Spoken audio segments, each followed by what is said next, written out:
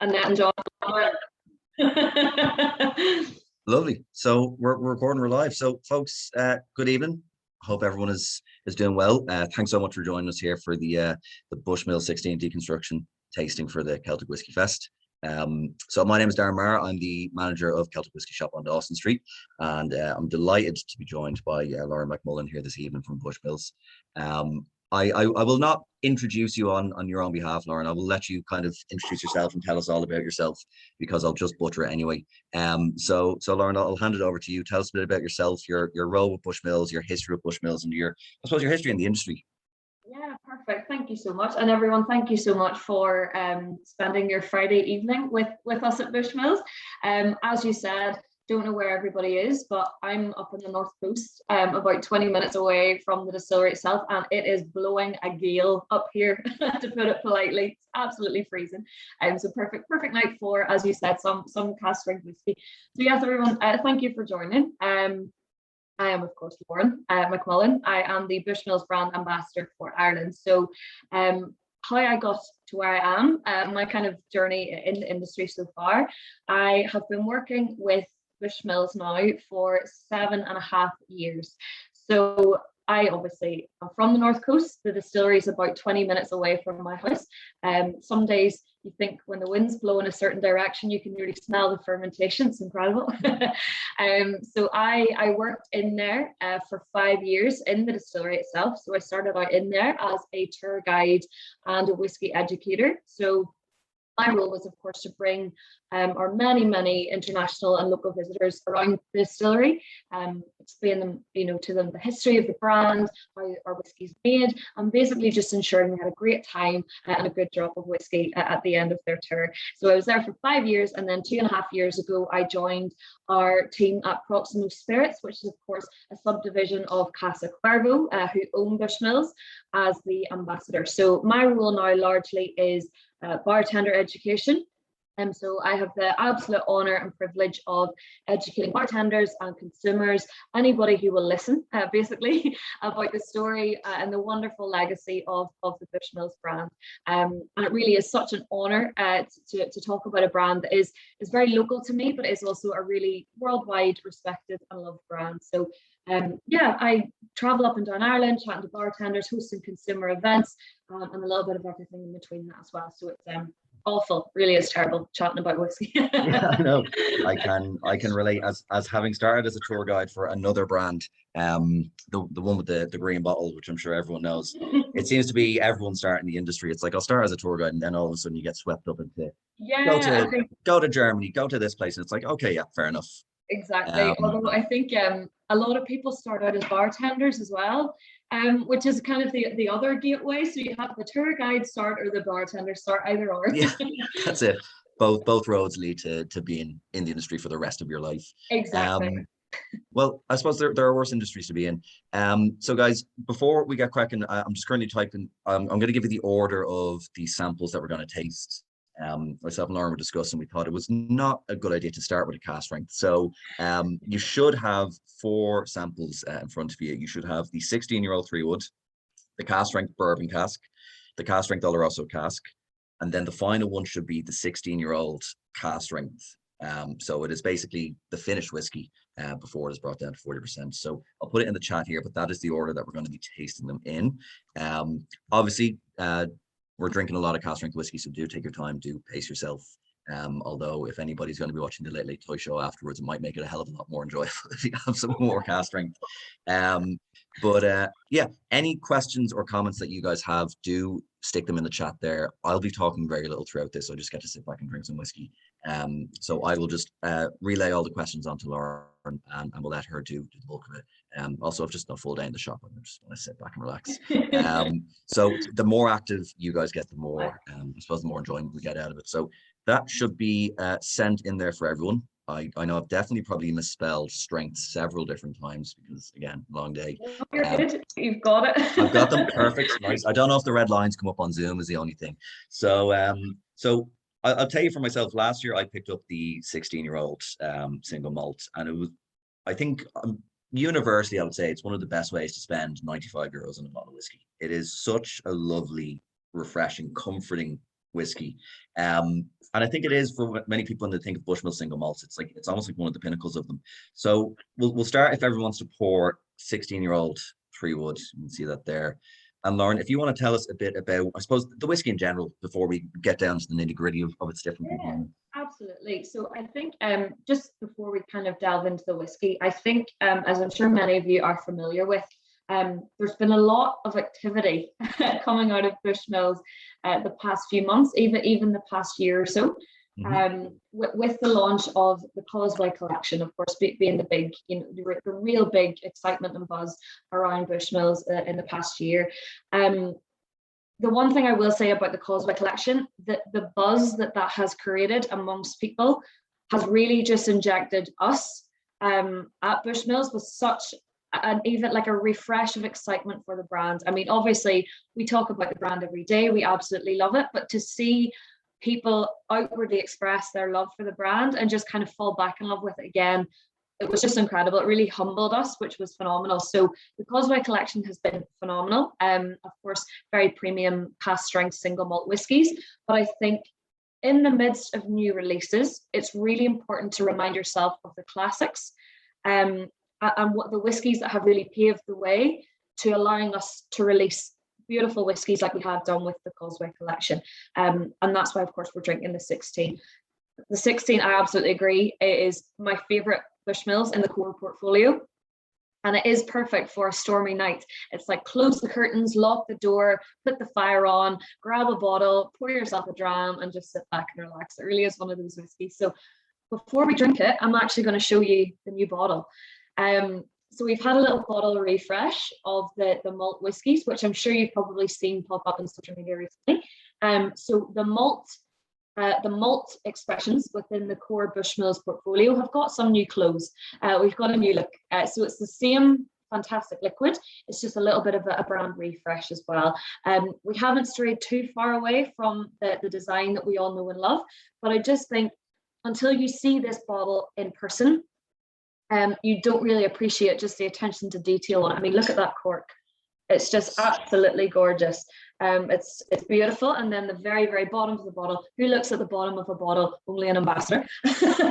You can see the 6-sided hexagonal shape. You've got like a little indentation of a basalt column of the Giant's Causeway, which is, of course, the home of the old Bushmills distillery. So it is an absolutely gorgeous bottle. And really why we've done this is just to create more of a distinction between our gorgeous blended whiskies that we have and everyone knows and loves, but create that distinction between the blends and the malts is essentially why. So there we are, a little bit of a look at the bottle. I thought I'd bring it along with me. They are beautiful. I suppose for us in the shop, it's been obviously whiskies will reinvigorate their brand identity and their brand image. A lot of whiskies of the last several years. But I think with Bushmills, very iconic silhouette, but I think the new malt expressions, they've maintained that kind of iconic character while also being, people will look at it and say, yeah, that's a Bushmills bottle. Exactly. Like the bottom of it is still square. It's just a little bit more square. And it seems ridiculous describing the square as rounded, but you'll know what I mean if you compare the two different bottles. As you say, we haven't strayed too far away. As you say, you still recognize and know that it is Bushmills. Enough of me chatting about the 16. I know some of you have poured it and had a sip of it already, which I love. Yeah, wasting no time. Absolutely. Why not? That's what we're here for on a Friday evening. So the 16-year-old, everyone, this was initially released in 1997. And when it was released at the time, it was one of the most unique whiskies that you could find. It was incredibly, it really did outshine itself nearly as well. And Bushmills it's just an incredible liquid. So the 16, of course, is a triple distilled single malt aged in 3 different casks. So a 3-wood whiskey. So it begins its life resting in bourbon and sherry casks for a minimum of 16 years. The casks are then married and finished for a minimum of 9 months in beautiful tawny port casks. This is the whiskey I would very often describe as the jewel in the crown of Bushmills. It's one of those whiskies that you really need to just savor it, spend a lot of time even just nosing it, just kind of delving deeper and deeper into the glass with each nose, each aroma and each sip. You genuinely could I could actually nose this whiskey for 15 minutes and still be very happy without actually having a sip of it. It's just it's so full bodied, it's robust, it's a gorgeous liquid, and I feel like it speaks more than you can ever describe it. Just drink it. Yeah. And that's all you need to know. It's so full bodied, it's so robust. I mean, you get the nuttiness straight away comes in there, but that very, very quickly goes to your dark fruit flavors, black currants in there, and a lovely little hint of oak, of course, as well. I love that about older and aged whiskies. You get the lovely kind of rancid flavors coming through from the cask, from the barrel. So the lovely oak notes, and then I'm just about to have my first sip, so bear with me. I think, port casks, sherry casks, I feel like would be the predominant casks that are used in Irish whiskey at the moment as either finishing or concurrent maturation. And port is slowly but surely getting more prominence. But I suppose, given that this is a whiskey that's been on the shelves for a while, Bushmills have been using this for a long time. It's almost like they're kind of the forebears of using port casks. Oh, absolutely. As you say, when this whiskey was released, it was one of a kind at the time. So we really, it really did pave the way for even the 21 year, which was launched in 2001, even that whiskey, and even, as you say, some of the causeway expressions that we have today. Absolutely. But even just as I talk, as I bring more air into my palate with this whiskey, the flavor is just phenomenal. It's just layers upon layers, and you go deeper and deeper into the whiskey as I draw more air into my palate. I even get a little bit of cherry, beautiful little bursts of kind of toffee, treacle toffee, and that finish, that just lingers with you for a good few minutes after you finish drinking the whiskey. It's jam berries coming in there, beautiful hint of dark chocolate. I just love this whiskey. Tim's joined. I know Tim very well from my distillery days. Lovely. Welcome, Tim. Don't worry, you've only missed a small sip of whiskey, so there's more to come. I literally just had my first sip, so we're absolutely fine. Very good. Imagine you came in 10 minutes in and we're all locked. Literally, cast strength crusade has fully taken off. But yeah, like as I said, I got this last year, and it was one of the kind of happiest purchases that I made of that year, because it does have all those notes, and I suppose the complexity, because you've got port cask, you've got sherry cask, and bourbon cask, and each one can be very domineering. Like, sherry cask can very easily overpower every other flavor, and port cask as well. So how do you find that balance between three very distinct cask types? Yeah, I think it just reflects that the 16-year really reflects the art of a master blender, and how important it is to really get that balance just spot on each and every time. But I think it's so important, as you say, that you don't let one overpower the other. So it's all about that ratio, for the 16, because it is all about those rich and those bold and those robust flavors. With the bourbon and sherry ratio, we will go higher on the sherry, just so you can really delve deeper into those dark fruits, those red fruit flavors as well. I've had one sip of whiskey and I can't even say the word fruit. This is going to go well after 3 more. But yeah, it really just reflects the role, as you said, of the blender. And I'm not sure if everybody knows or anyone's heard, we have a new master blender at Bushmills. Have we all heard that news? I think it might still be trickling out to some people. If you really want to tell us about who the new lucky person is. Our newly appointed master blender is the wonderful lady that is Alex Thomas, the creator, the brainchild behind the Sexton Irish whiskey. So as of 2 weeks ago, she has been appointed as Bushmills master blender. So she's been at the distillery. She's been working with us for 17 years, I think now. So it's such a natural progression for her. She is absolutely incredible, and it's really up the women in whiskey. It's nice to have another lady to look upon on my journey as well. So yes, we have a new master blender. Absolutely. I suppose it's nice to see that that continuity as well. Like, it's someone who's come up within the company, and they know, I suppose, the style, the house style, but they're not afraid to take chances and be adventurous. That's exactly. And I mean, that's a huge theme of the distillery and the way of life there is longevity. So many people begin their working lives there and they never leave, which you can kind of understand. Why would you want to leave? No, absolutely.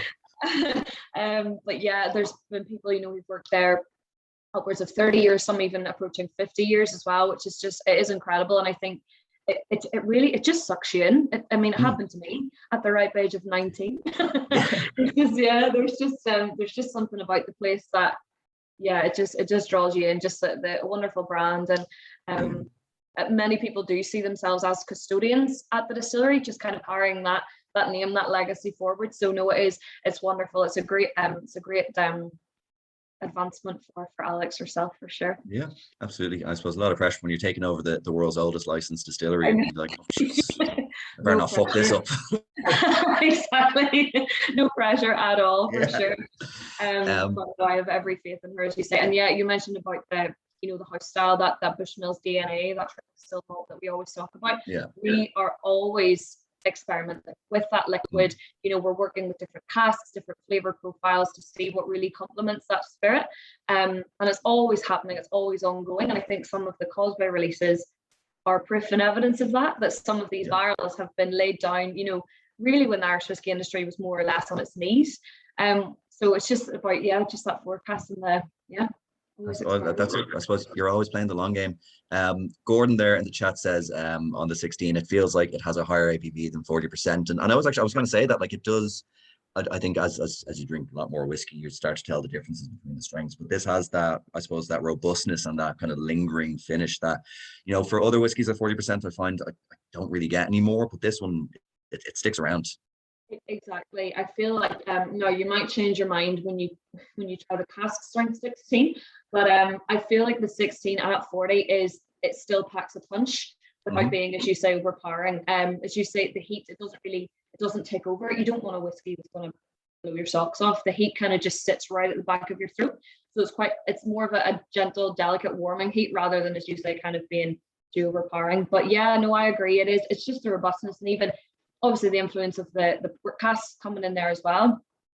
It just really adds that long lingering robust note at the finish of the whiskey, for sure. I just spied in the chat there. I think it's Peter and Petra. Was that a Bushmills branded like little milk jug? I thought I saw like the white label, on the front of it. Lovely stuff. So that's the 16, guys. As I said, it's, I think, a universal favorite amongst everyone. Any final thoughts or comments from anybody in the chat about that particular one, or do we take it as read that everyone loves it? The classic, really, isn't it? I even found, at the distillery as well, anyone who came in who was used to Scotch whiskey and was a Scotch whiskey drinker, it was always the 16-year that made them think, hang on a second, you Irish have got something going on here. Like, this whiskey really does pack pack a lot of flavour. So it was always the one that was most appealing to them, which was interesting. That's good. So, guys, what we'll do is we'll move on to a cask strength single malt bourbon cask. So it should be this one here for everyone's pack. So in your own time there, if everyone wants to pour yourself the next one. So I don't think the ABVs are listed on this. Do you know off the top of your head? Yes, I do indeed. So all of these whiskies, just to kind of give a context for the next two samples, even that, obviously the cask strength 16 as well, they are, the bourbon and the sherry are first fill. So they are first fill casks, distilled in 2005. I don't know if that was on your little notes or not, but they've been distilled in 2005. So they're obviously just right before the casks are ready to be married, essentially to rest in the final cask before we actually bottle the 16. So they are all cask strength. They're between 55 to 57% ABV. So we really are in for a treat there. So if you smile, come back on the face, as we know that the cask strength Crusade for sure. So the first fill bourbon, of course, distilled in 2005. And the lovely thing about Bushmills and bourbon casks, we have a lovely long history of using the bourbon casks from the Kelvin Cooperage. So the Kelvin Cooperage, of course, in Louisville in Kentucky. We've been sourcing our barrels there for well over 30 years, probably approaching 40. And something that's really nice as well is the little village of Bushmills. So the village of Bushmills itself is actually twinned with Louisville in Kentucky. That's a good twin to have. It is a good twin to have two whiskey greats of the world, but a kind of twinned hand in hand. So yeah, we were twinned with Louisville in 2008 as part of the 400th anniversary celebrations of I'd say Bushmills. there's a lot of sibling rivalry that goes on, though, is the only thing. Well, we can't have too much rivalry because we use their casks, so we have to keep them on side. So no, absolutely. So yeah, a lovely long history. We actually, when we launched one of our cask finish series whiskies, the American Oak cask, we had Paul McLaughlin, who's the president of the Cooperage. He joined us for the launch of that whiskey, and it was just incredible to kind of gain more of an insight into their role and how they work with the casks and how they char the barrels for Bushmills. They actually char the barrels. A typical char is obviously 15 seconds to 1 minute. They can char up to 20 minutes. Okay, right. Barrels. So really just emphasizing that interaction between the whiskey and the wood. So it is incredible. They kind of go by aroma and when they feel the cask is ready, as opposed to really to relying too heavy on the time. So it was incredible. He's an incredible guy. That's one of those things you'd almost like not think about. Like you think cask charring, it's just cut and dry. Do it for this amount of time, because I feel like the actual whiskey making process itself, it's not about necessarily just timing. You're doing it by ear, you're doing it by eye, you're kind of doing it by feel, whether it's distilling or blending or maturation. So it's nice to see that the actual cask making itself has a similar ethos. Absolutely, and that's the thing. It's never uniform. Like even when blending and the maturing of casks are as individual as people are. You never really know exactly how that spirit is going to come out of that cask. It's kind of like opening a box of chocolates. You never know which one you're going to pick or what's going to come out. So yeah, exactly. It is nice to see, as you say, they kind of adapt and improvise depending on when they feel that the casks are ready, for sure. It's just so interesting. I laughed at Paul. They originated in Glasgow, and they were the bourbon barrels were coming over and they were having to repair them in Scotland and Glasgow, and he thought, why do we not just go to where they are, repair them there, and then send them over? And that's exactly what he did. And so the Kelvin Cooperage was born. So nice. Sounds like someone just wanted a free holiday to Louisville, but I just relocated over. Exactly. Yeah. I've been smelling this whiskey, and despite the fact that it is cask strength, it doesn't have an aggressive alcohol-y, kind of punch in the face aroma. Like it's delicate in a way. Yeah, not at all. And I think that it reflects many things. It reflects the quality of the casks that we're using, but it also reflects the delicacy of that Bushmills new mix spirit. So what we call, and what you'll hear me refer to as the Bushmills DNA, so that triple distilled malt spirit. It's beautiful. It's very fruity, so you get loads of hints of apples, pears. I love smelling it because it reminds me of walking into the distillation area in the distillery, like that beautiful, those really rich and fruity aromas. And it's also quite floral as well. So especially when we try the cask strength 16, you'll really be able to kind of pick up on that floral note. It's almost like a lovely hint of orange blossom. So you'll kind of bring it right back to that. But with each of these whiskies, you can always trace it back to that Bushmills DNA, that triple distilled malt, and the character of that. You'll always be able to get back there. So no, it is incredibly mellow. Like it does have that very kind of heavy vanilla characteristic that you would expect out of a first fill bourbon barrel. I'm also, just from the first few kind of noses there, that spice, there's that kind of lovely hint of spice there, but it's a gentle almost. Yeah, absolutely. Now you're making me want a hot toddy. Oh, jeez. Wouldn't necessarily be using any of these for hot toddies. I feel like we'd be wasting two good whiskey for a hot toddy. I was thinking, can you imagine putting a cask strength whiskey in a hot toddy?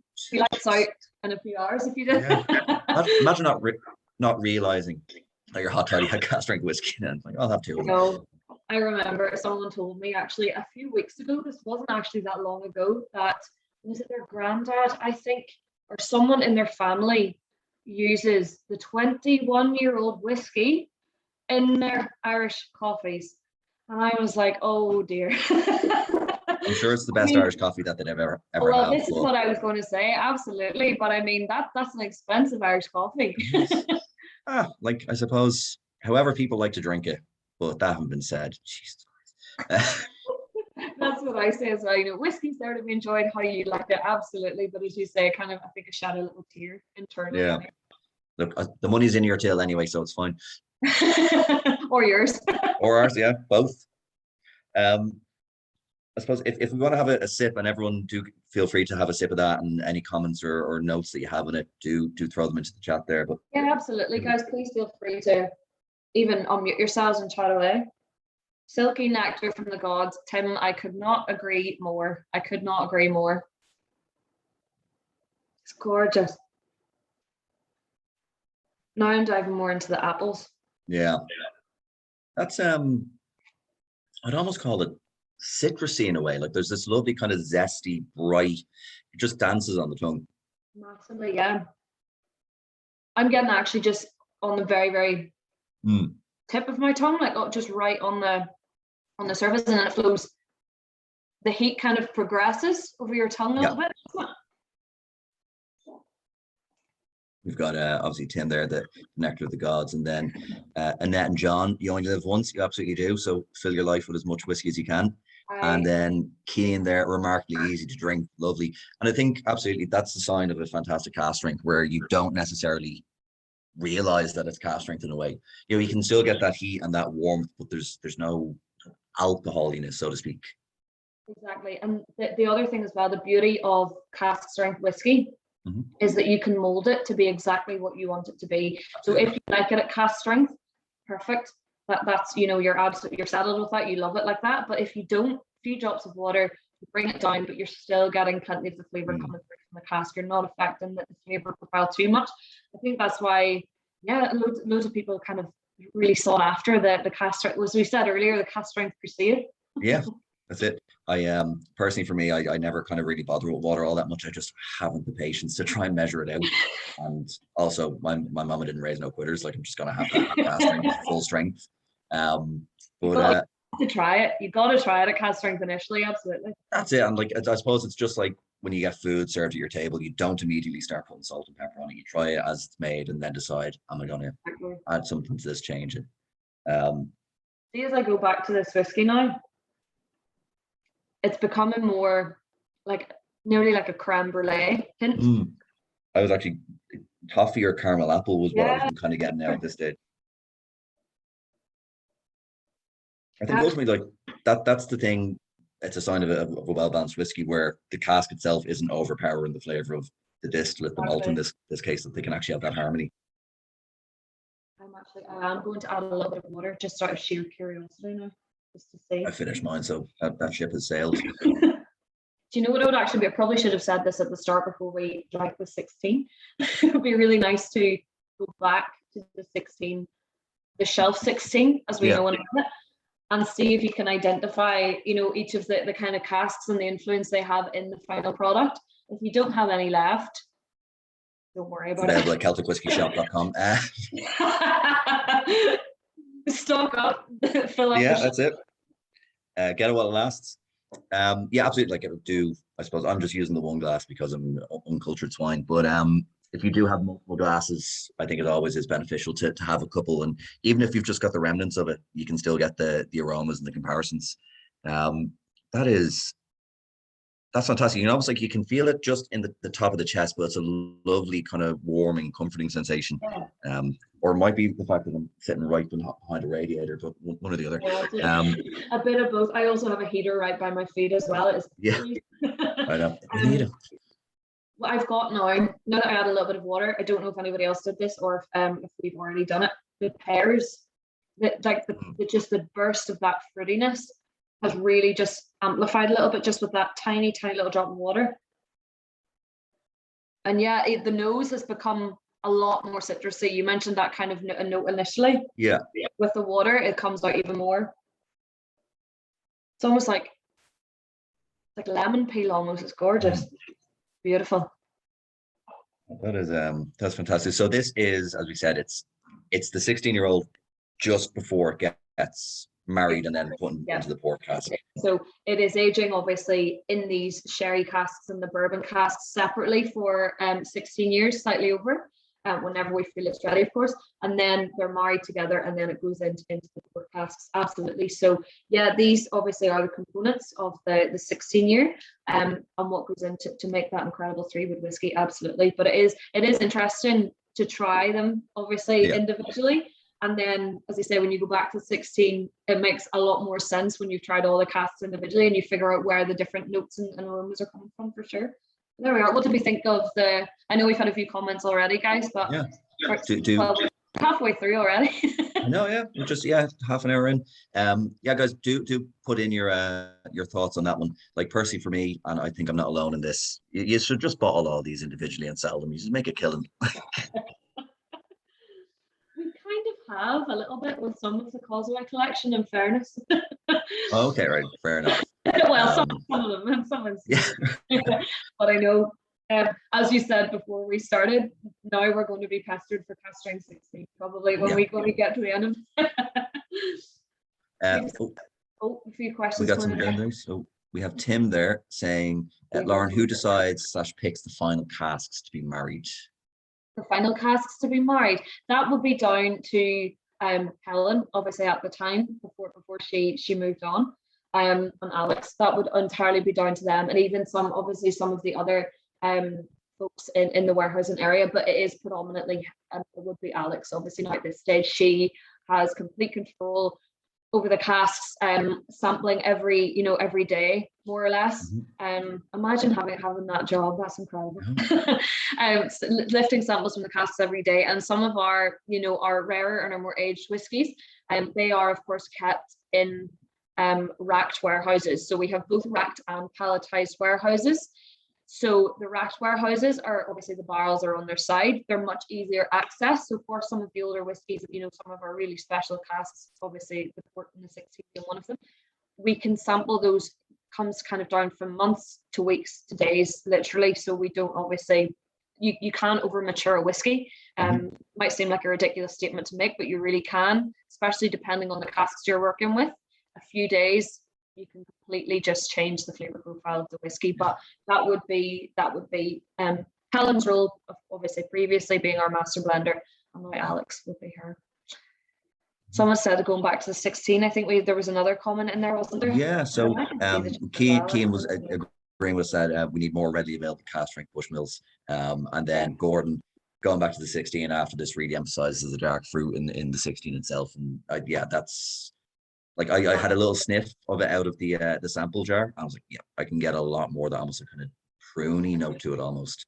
Yeah, completely. The dark fruits in the cast strength 16, it's just they're on steroids, honestly.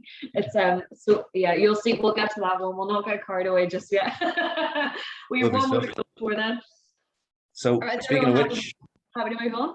Yeah, we'll go to, so the next one up, guys, is cast strength single malt Oloroso cask. So it is that one there, and everyone's going to get it ready and get it poured. So I suppose whiskey in sherry cask goes together like hand in glove, I suppose.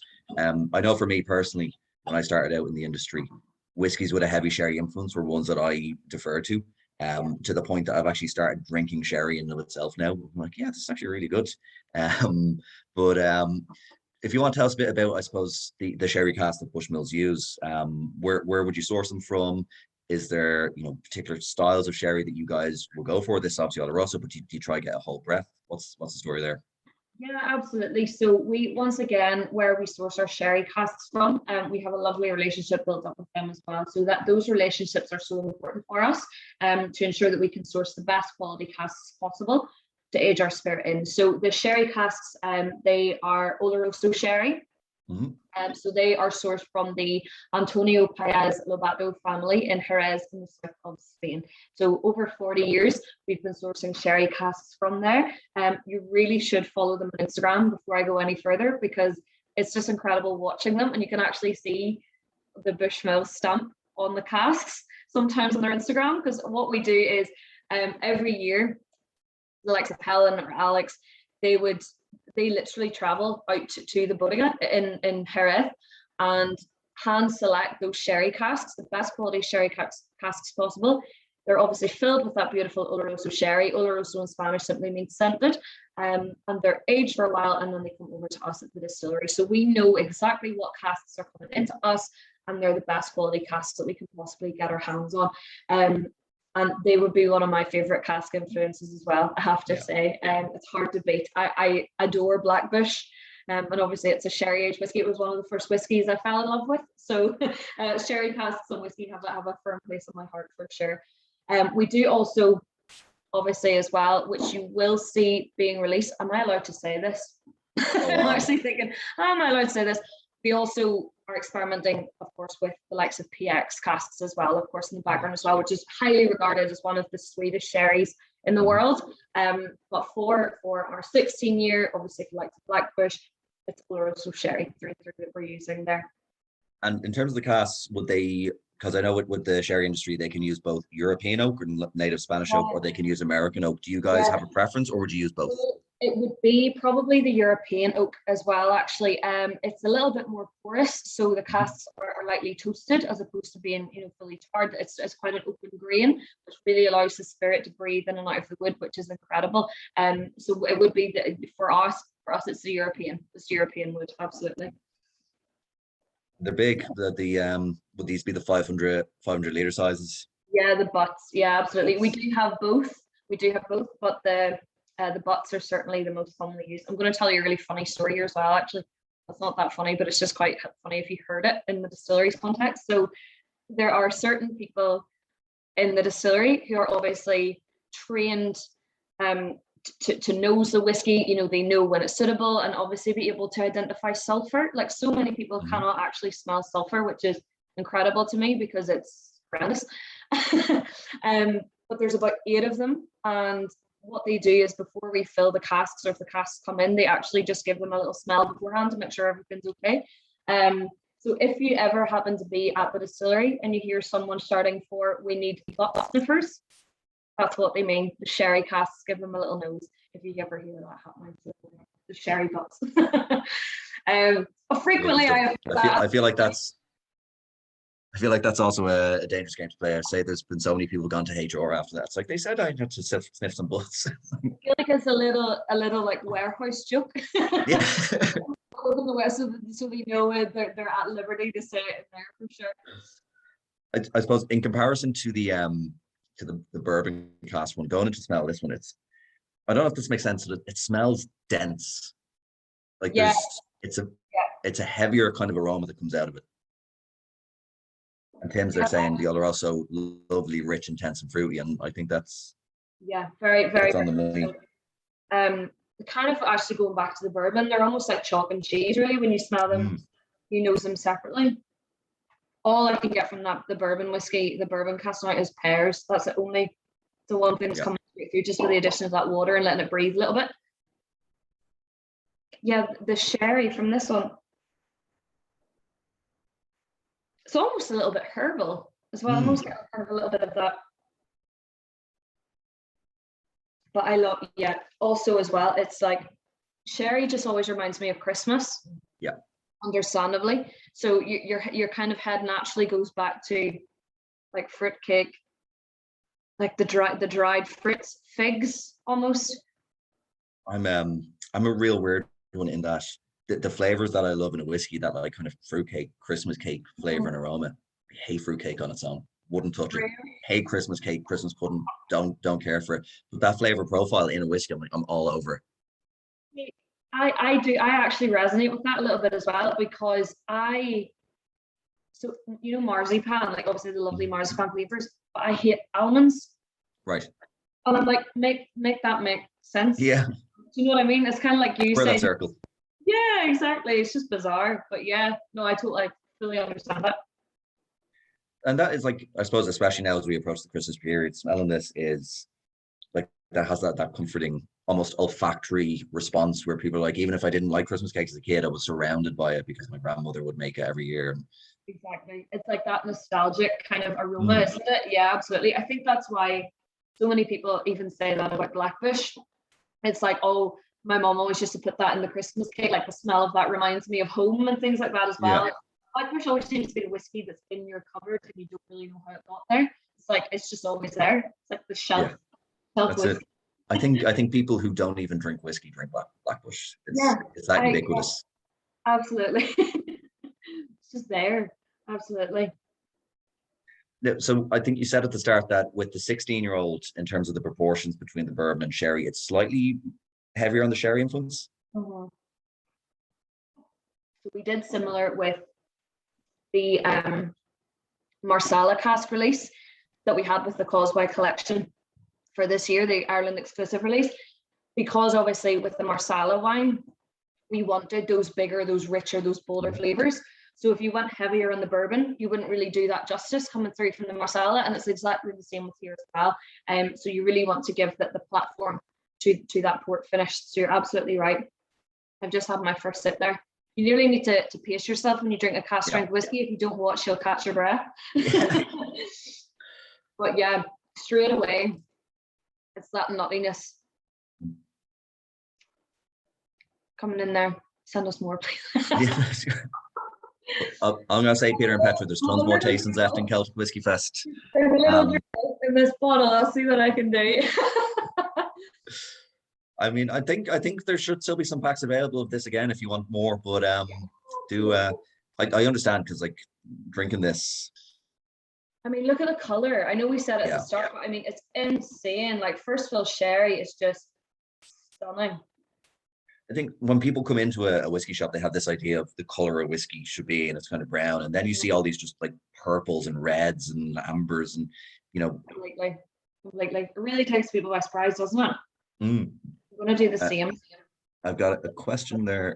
Let's have a look from Gareth and Michael. So, is the 12-year distillery reserve exclusively Oloroso sherry or a mix of bourbon and sherry? This cask strength sherry tastes like a more mature and stronger version of it. You're not too far off the mark there. So the 12-year reserve, you're absolutely right. It is a mix of bourbon and sherry, but it is higher on the proportion of sherry. So it's about 90% sherry cask finished and only a little bit of bourbon in there. So you're absolutely right when you say that this is a more mature version. Absolutely, that's exactly what it is. So yeah, it's about 90-10 sherry to bourbon. And then the 10-year, the 10-year that we all know and love, it's the opposite of that. So it's mainly bourbon and then a little bit of sherry. Kind of like the reverse of each other. So no, you're absolutely spot on with that one. Just nice to see. It's nice to see the sherry cask being a predominant flavor, because from my previous experience in the industry, what we were always told was they're more, bourbon casks are more plentiful, sherry casks less so. They have such a powerful flavor that you don't necessarily need to use an equal proportion to still get the sherry hit. But like, I feel like that's a bit of a cop out now in hindsight. It's like, no, let the sherry be the star of the show. Completely, yeah. And I think, as you say, we are seeing more whiskies being finished in wine casks. Marsala, Sauternes, obviously an increase in sherry as well. So you're absolutely right. And obviously that is because sherry is great. Whiskey and sherry are perfect together. Aging whiskey and sherry casks is perfect. So absolutely, why wouldn't you let the sherry take dominance? As one of the pleasures, because at Celtic we would be an importer of wines and fortifieds, and I've had a chance to try some absolutely gorgeous sherries and pair them up with various foods. A 30-year-old Oloroso with some blue cheese is one of the best things I've ever had, and I don't normally like blue cheese. In terms of whiskey and food pairings, are there any particular pairings that you like to go with if you're having a whiskey, or any particular style of whiskey? Yeah, with cheese. Cheese, nice. Cheese is a move over wine and cheese. Whiskey and cheese is the next thing. We actually did an event coming up on 2 years ago now, and we paired whiskey and cheese. And the one that stood out for me was Black Bush. I think it was a Palletized cheese from Cork, I want to say. My God, it was gorgeous. I still dream about it. Although after that, I actually think I ate my body weight in cheese over those 2 weeks of those events. Like, I think I had about 3 kilos of cheese, if not more. Just cheese wheels constantly everywhere. But yeah, whiskey and cheese is absolutely gorgeous. Obviously, if you have a whiskey that's maybe predominantly bourbon aged, go for a cheese that isn't going to overpower that. So maybe go for something a little bit more delicate. And then obviously if you have a really sherry-rich cheese, sherry heavy whiskey, is what I meant to say. I promise these are only my first sips of whiskey tonight. I just can't speak, pardon. A really sherry heavy whiskey, it's perfect with, a cheese like a blue cheese, as you said, for example. That would be a perfect pairing. The other thing that goes really well with whiskey is chocolate. Same principle applies. Like, if you're going to take, if you're drinking the 16-year-old, the 21-year-old, because they are very rich, very full-bodied whiskies with a lot of flavor and a lot of depth, pair those with a dark chocolate. like the 1621, something like, you know, like a really rich Bourneville dark chocolate or something would be absolutely perfect. We did as well at the distillery. I think there was actually a master, what would you call them, a chocolatier, I think they're known as, isn't it? They came in and did a little pairing specifically for our whiskies, which was incredible. I actually think I have the document somewhere, so if anybody wants it, I can pass it on to you. You can do a little bit of cheese and chocolate and whiskey pairing over Christmas. But yes, those would be the two foods. Absolutely, would be cheese and chocolate. Three is the finest things in life, of course. I've got some easy singles in the fridge. Do you think they go well with this? Yeah, go for some dairy leaf. Yeah. Can you imagine? We've just reached just past the quarter of an hour mark. So and to be honest, like these will normally last an hour. I know we're going to go a little bit over, so I hope people don't have plans. Any comments or final questions or thoughts on the 16-year-old sherry cask component? Do feel free to throw them in there.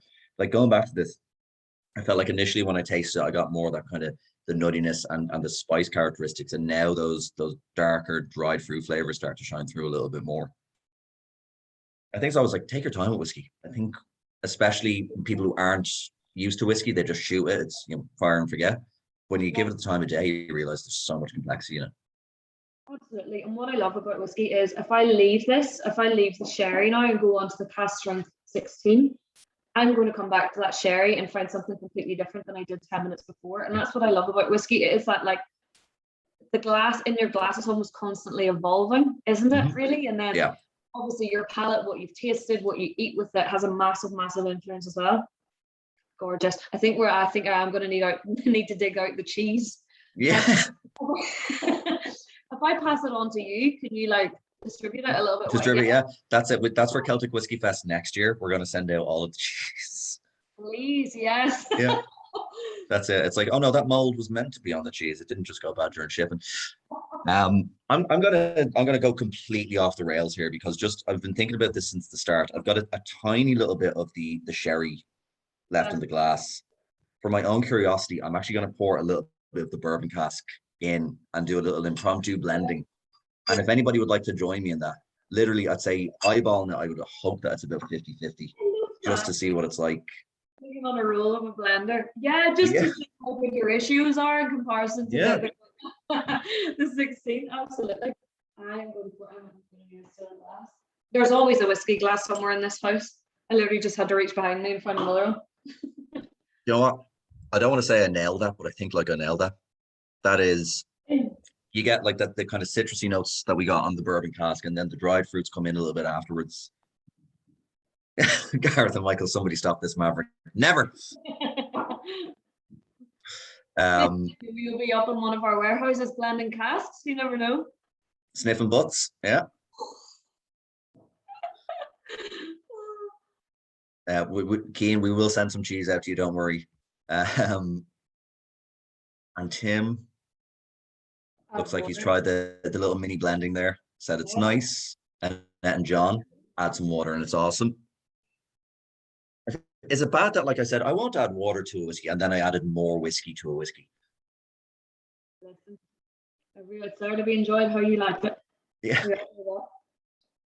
Just to kind of clarify, folks, before we jump into this one, I think your sample says port only, but because port, you know, with the port casks, they are majority used for finishing at the distillery. It's quite hard to get your hands on just a first fill port cask. It's not very usual. So what you have, it's not just port. This is the cask strength 16 just right before we bring it down to 40% ABV before we bottle it. So this is cask strength 16. This is all the components together in your little bottles there, just to that is what it looks like there. And yeah, so I think it does there say 16-year-old cask strength port finished. Perfect. So that is the final whiskey that we're going on to, guys. If you want to finish off your blends, if you were so inclined. I'm really having a little blend of whiskey. I'm so excited for this one. Oh my god! I think we all just get a moment for this one, don't we? Yeah. Well, the best way to describe this one it's the espresso version of the 16.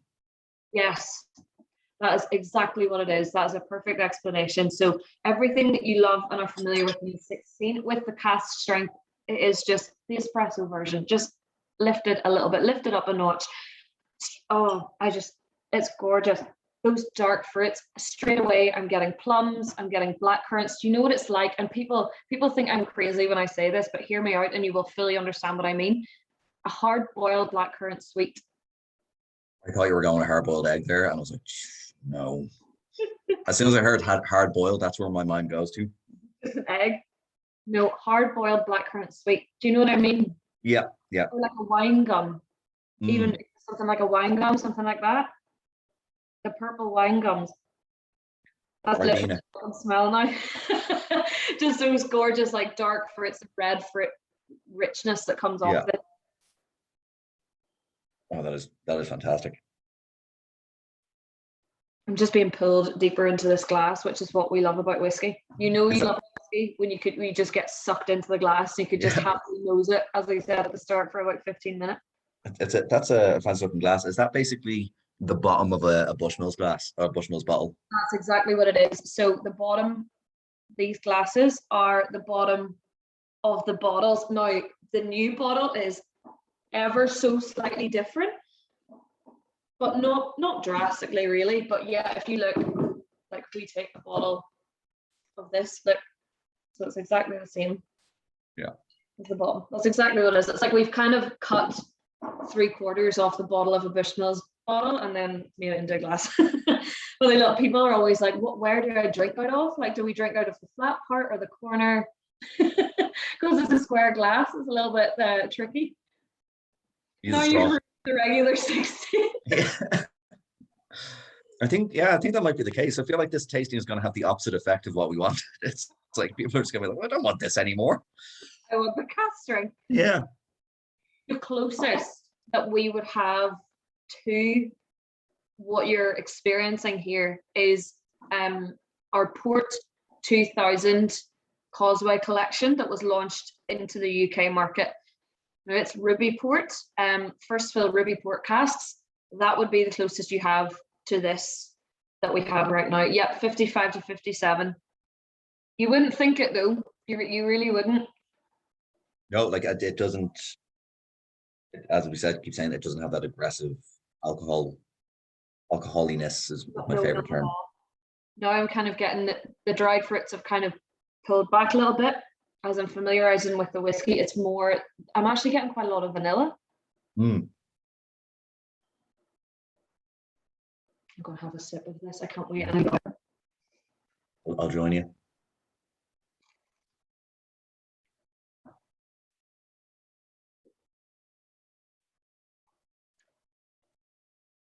That is really good. It almost has like a much kind of oilier, thicker, fuller consistency. Really viscous. Yeah, absolutely. Yeah. Even when I was actually pouring it into the glass there, I was thinking it's so viscous. That's gorgeous. A lot of citrus that just coats my tongue initially. And almost like the way I kind of describe the sensations with whiskeys like this is, if you've ever had like a very kind of a sorbet and like the sensation that can be on the tongue afterwards, that's what I kind of get, especially with pour cast finished whiskies. Absolutely. Yeah, it's almost prickly. Yeah. Do you know what I mean? That's exactly what it is, isn't it? Yeah. It's but like a good prickly. It's not yeah. I know exactly. It's tawny. Tawny port for this, yeah. Do you guys use Ruby Port as well? Yes, the Steamship collection that was the GTR exclusive. It was Ruby, and then the one that we've launched just into the UK, the Port 2000, it's also Ruby. So we do indeed, yeah. But for this one, it's tawny. So tawny in general is a little bit more nutty, kind of more like the caramel flavors. It's aged in smaller casks, so it has less of the surface area to cover. So you really get the full influence of the wood coming through, which is why. I'm starting to get it now again as I draw more air into my palate.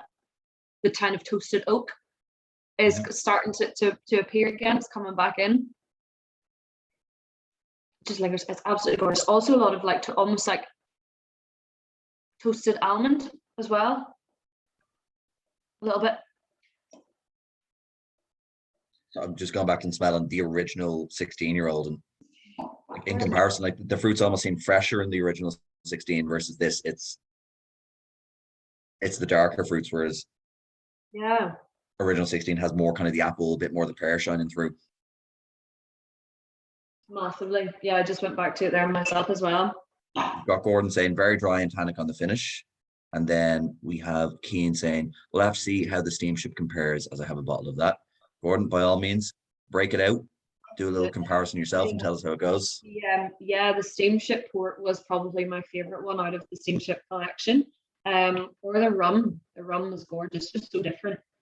I think it's nice to see rum cask being used a lot more because I think they're a relatively newer cask in the grand scheme of things, but such an impact on a whiskey. It's just so different. I think it just brings such a lovely flavor profile to the whiskey, that you're not quite as used to as others. Or just add a little bit of water to this now just to see. Be interesting now to go to this and shelf 16. Yeah. Just they added the little bit of water, because I never add water to the shelf 16, if you want to call it that. Because we don't love it. That is I think I would have to agree. I think this has ruined the regular 16 for me. Mm-hmm.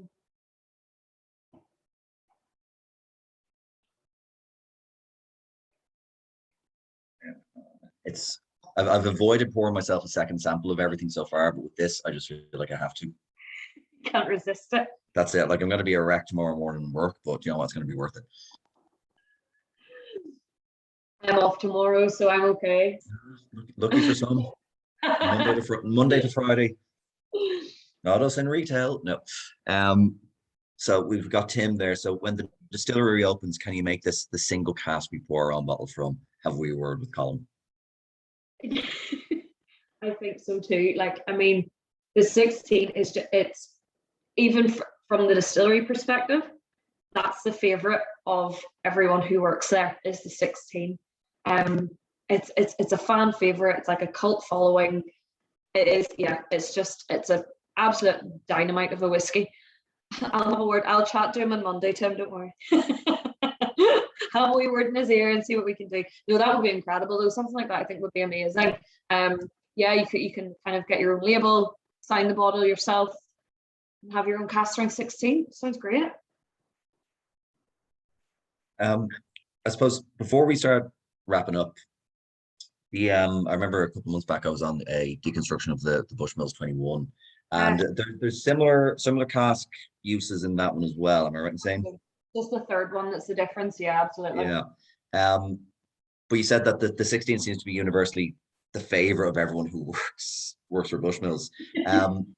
Is that I suppose, is there almost a kind of the 21 in comparison to the 16, does it almost kind of come up a little bit short, or do you think it stands on its own as its own thing?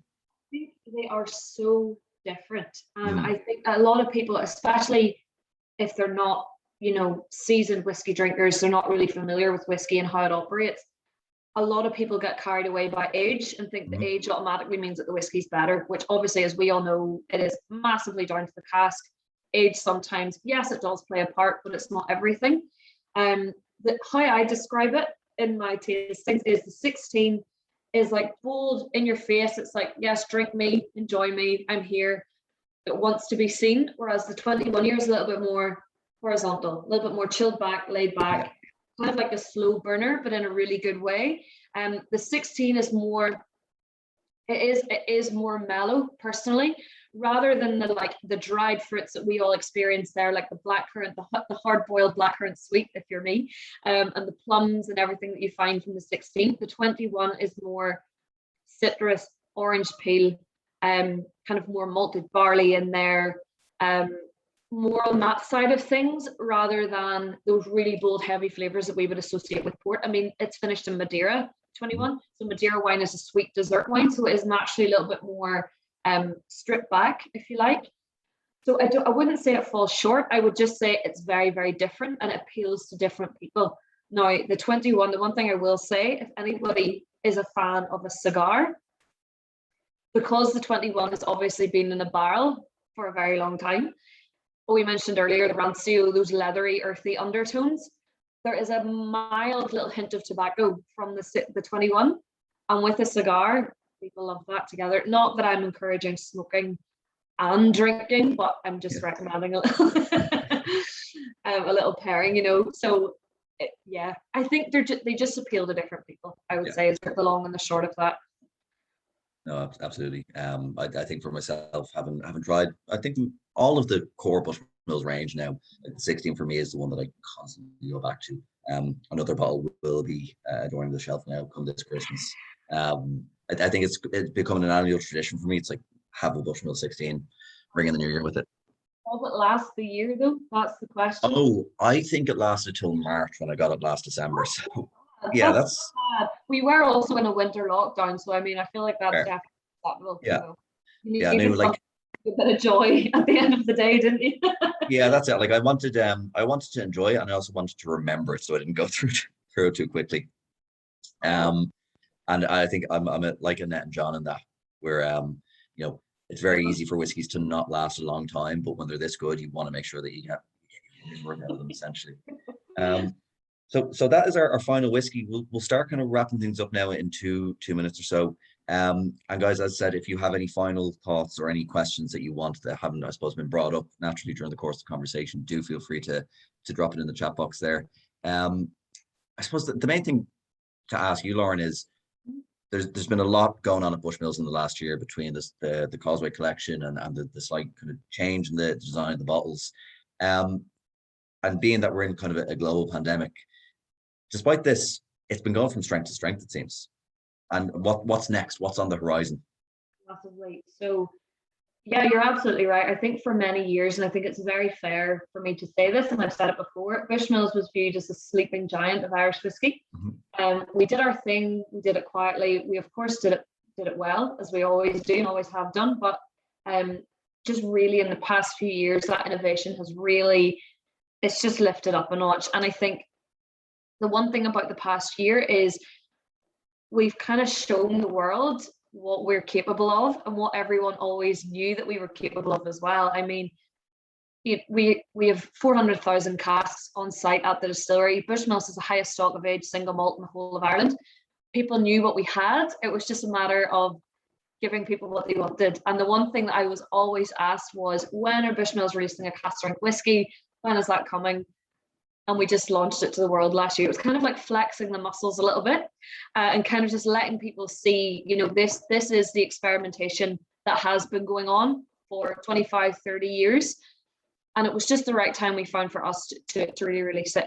So it's been really great. And as I said, I mean, I adore the brand, and it was just so nice to see people falling back in love with it. And we were just kind of reminding people that it was, yes, we are a single malt distillery. Single malt whiskey is our thing. It's what we do and what we do fantastically. And that's what we kind of released into the world last year.